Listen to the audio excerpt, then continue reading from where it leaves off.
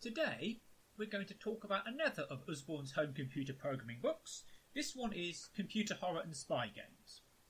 It's really a compendium of 3 separate books: Computer Spy Games, Creepy Computer Games, and Weird Computer Games, all of which are available to download free from the Usborne website, link in the description. The particular book we're looking at today was written by the Power team of Jenny Tyler and Chris Oxlade and came out in 1984. There are 7 different spy-themed games in the book. Spy Eyes test your powers of observation, as one of the numbers on the screen moves slightly. Searchlight has you performing tactical espionage action as you try to cross enemy territory dodging a searchlight. Robo-Spy has you tracking an enemy agent, but with your controls confused. Spy Q Test has you ordering some numbers in an attempt to become a super spy. Secret Message Maker is a little coding-decoding program.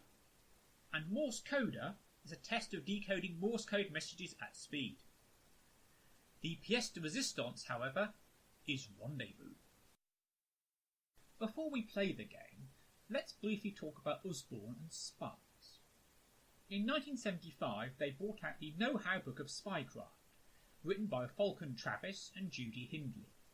Lots of great illustrations and details of dead drops, washing line codes, messages left in clock shop windows, disguises, secret messages, and so on. Falcon Travis was so prolific that they were able to produce no less than 11 different children's books on spying. They're great, you can still buy them today. It later turned out that Judy never met Mr. Travis. They just spoke over the phone, or by letter. To this day, no one knows much about him. With regard to the contents of the book, they're rather interesting. At the Old Bailey, on Friday the 23rd of September 1993, Soviet defector and spy Oleg Gordievsky was cross-examined on the contents of this book. The case was presided over by the Honourable Mr. Justice Blofeld, and at one point the Solicitor General makes this appeal to stop the discussion of the techniques in the book. "Will you stop a moment, Mr. Gordievsky? My lord, questions about a child's book. Obviously it would be ridiculous to have them in camera, but that is just one side of the coin. It appears it is eliciting information which, if it were asked about direct, we would be dealing with in camera." Right, back to the game. We have here a map of the town, with lots of locations. You don't see the map in the game, but you move directly between locations. Your mission is a complicated one, so read these instructions carefully. You must collect a case from a locker at the station, hand it over to your contact, and get back to the airport before the last plane takes off. Your computer will tell you what time this is. Your computer will tell you where your contact will be at what time. You must leave a message at that place before he gets there, telling him where and when you will meet him to hand over the case. You must find out the password before you meet him, and make sure you are not more than 15 minutes late. Before you can get the case, you must find the key to the locker, and also its number. Unfortunately, the key is in the hands of enemy agents, whose HQ is at the hotel. You must find an enemy spy and follow him, hoping he will be careless enough to drop the key, and of course that he won't see you. Okay, this is our first attempt at playing Rendezvous. We've landed at the airport with our instructions. We need to collect a message from the bank. The message is the secret password. The contact will collect a message from us at the casino at 10 o'clock. We need to leave it there in a dead drop. The last flight out is at 4 p.m. Before that, we need to collect the case from the station. The case is in a locker which is locked. The key is held by the enemy agent. So quite a few things to do.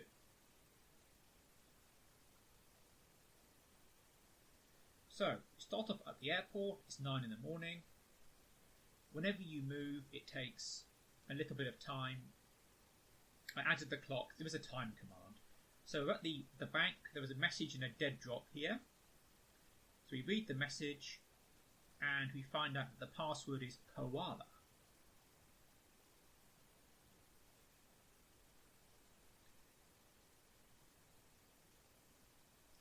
So because the contact is picking up the message at 10 o'clock, we need to move to the casino and leave the message there in advance. Otherwise, we won't be able to make contact. So you leave a message, say you want to meet anywhere you like, at any time. In this case, it's the cafe. And we can leave at, say, 1:15 in the afternoon.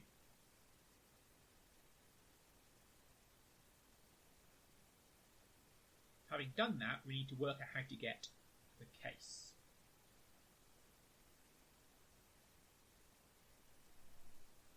So we're going to move to the hotel.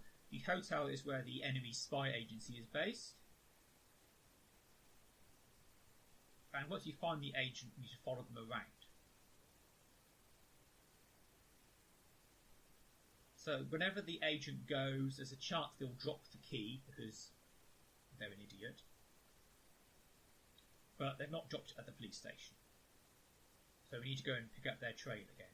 This can be a time sink.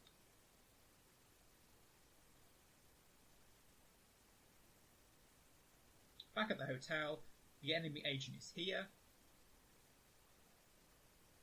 So we're going to follow them around the town. Put out the town hall.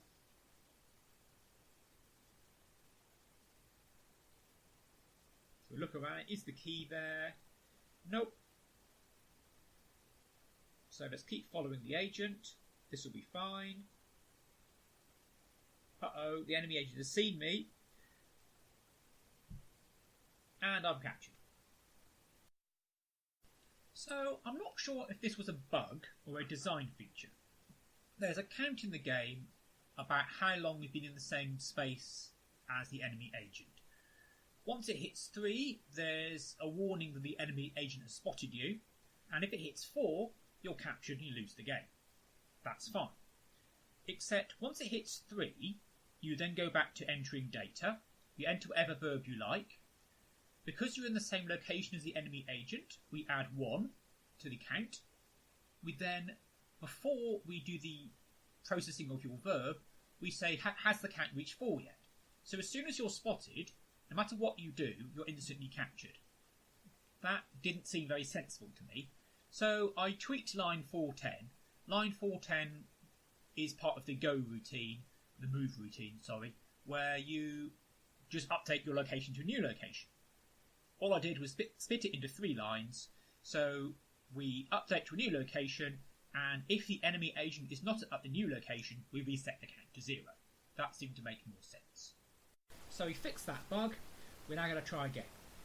The password is hidden at the fairground. The contact will collect the meeting point from us at the dead drop at the canal, and we need to collect the last plane.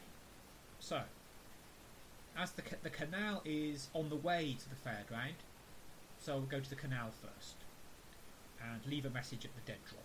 Unfortunately, you have to type 1 word at a time, but the parser's not bad, to be fair. For a very basic, it's a very simple game, but it's rather elegant. I rather like it. So, we're at the canal. We can leave our message in a dead drop somewhere, perhaps under a bin. So we choose where to meet. You're pretty free and easy where to meet. So I'm choosing the cafe. There's no real advantage or disadvantage to meeting anywhere, except some places are closer to the airport. The plane's at 3 or 4, so let's have plenty of time to A, find the case, and also get back to the airport. So now I go to the fairground, where we can find out what the password is.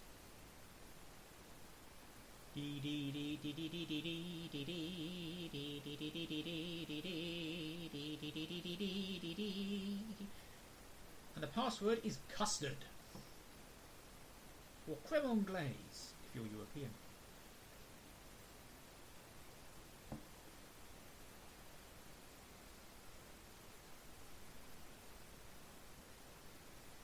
So now we move to the hotel. We need to start tracking down the enemy agent. This is where we failed last time, because we were spotted and arrested and probably tortured. So there he is. All spies look like that, as we all know. After the cafe. Ah, we've lost him. But maybe he's dropped the key here. No, sorry. So, let's go back to the hotel and try and pick up his trail.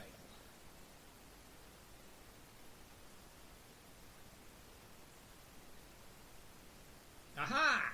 There he is. Do-do, do-do, do-do, do-do, do-do, do-do, do-do. Has he dropped the key yet?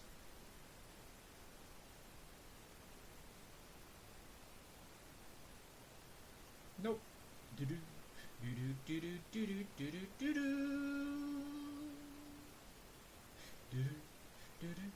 Do-do, do-do. So off we go. Aha! It's now at the fairground.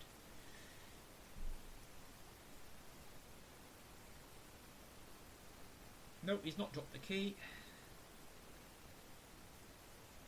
So let's keep on his trail.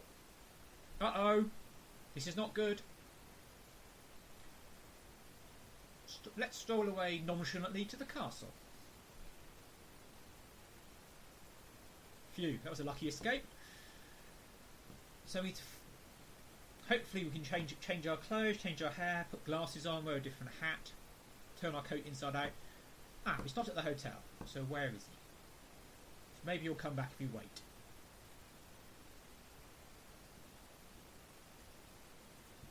Let's wait some more.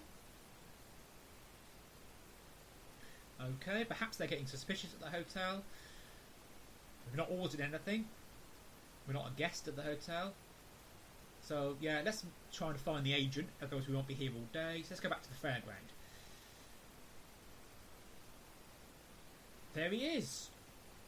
Possibly at the Coconut Shy. And I was off to the church.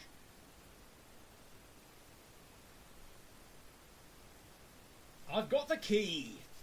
I've got the secret. I've got the key to... Right, let's get out of here before he spots us.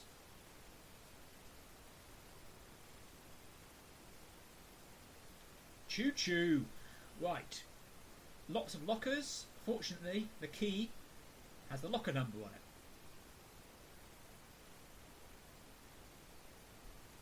So let's nonchalantly go to the lockers. Hopefully they're not being observed.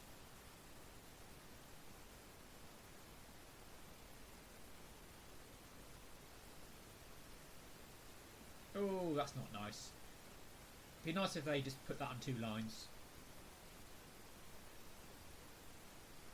Can we see what's in the case? No, top secret, can't tell you. Shh! Loose lips sink ships. So, we're meeting the contact at the cafe at 2. It's currently about 10 to 12. With a high-tech spy watch. So a spot of lunch at the cafe. At least in cafes you can hang around nonchalantly. They note in the spy handbooks there are places you can hang around. Cafes, yes. Restaurants, cinemas, parks. But obviously you can't hang around outside a police station all day. Cafes can wait around for an hour or so. In this game, you can wait all day. Oh, our contact is here. Custard. I prefer ice cream. Contact made. All we need to do now is make our escape.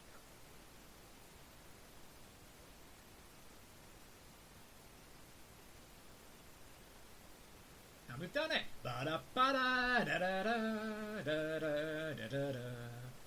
Well, we've won. Hooray for us.